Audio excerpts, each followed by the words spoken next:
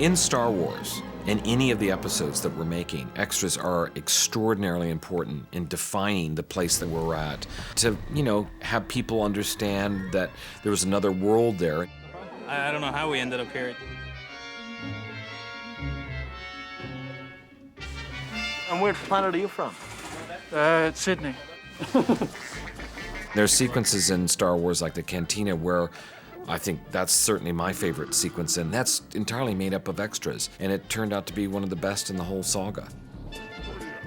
Extras seem to have very high self-esteem, I think, because they're put through so much during the day. They're herded around like cattle. Get on the bus! Get on the bus!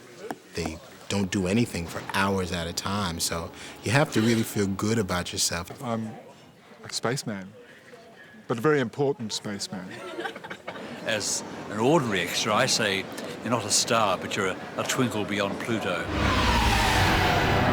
Can we boogie? The response for Star Wars has been like no other production I've ever worked on, because people know it and they love it and they're dedicated to it and they're fans. It's so different working on a project that has so much history. The Ewoks. The Ewoks? Yeah. Why did you remember that one? Oh, because I didn't get the part. I've seen every Star Wars film in the first week it was out, and I just can't believe I'm here. Stroke of luck, really. The Force was with us. I know. The reaction, particularly with younger people, when you just casually mention, oh, I've done a couple of days in Star Wars. Star Wars! I know, yes, yes, indeed.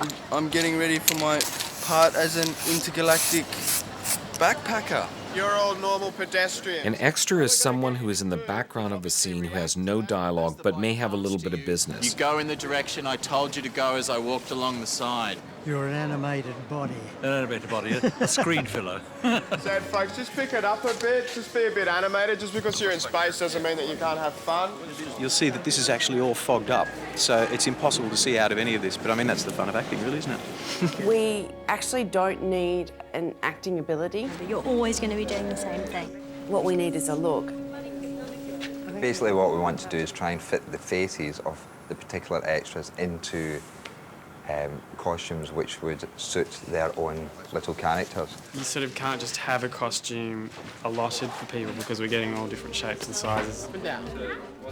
I can't see where he's moving the lightsabers.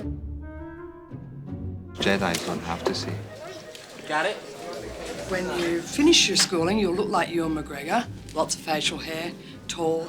Everybody falls for the strong silent type. I mean, yeah, I get it. That's you, right? Yeah! Every creature and every extra that you see in each movie has a name, has a personality, has a backstory. They're some sort of being that has actually been given a life. There's one in episode 2. His name is Kit Fisto. Just an extra, a guy, but all of a sudden, like, put in his name, and now there's the story there. Like, you want to know something about him. I love it. Shoot it. When this goes on, I'm a totally different person. I'm female. It's easy. We have a sequence in episode 2 where we're in a nightclub. Yo, we got a really good date for you. Surprise. Fix you up. Here she is. Horrible. Come here. Here. Put your arm around Tony here. There you go.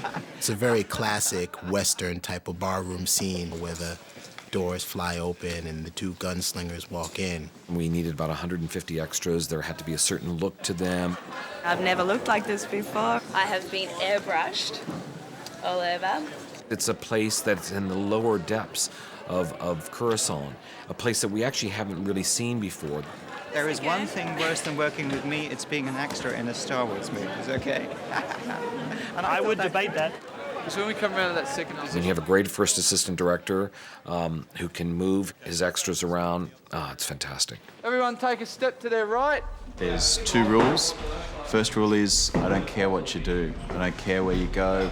I don't care if you need to buy a paper, go to the bathroom, whatever. But the second rule is you've got to tell me you're going to do it. You guys just stepped off set. What happened? Stand-ins are slightly higher in status than extras. Perhaps when you're standing in the queue at lunchtime, you can stand in front of someone who's an extra. We are indebted to you for your bravery, Obi-Wan Kenobi. In episode 1, there's a scene, a particularly beautiful, haunting dramatic scene where there are two extras who I think basically define what extra acting is all about. Congratulations on your election, Chancellor. That happens to be Ben Burt and myself in this sequence. Classic example for anyone that anyone can be an extra, but they can do it a lot better than we did. Thank you, guys. Really appreciate it. Thanks. Thank you so much.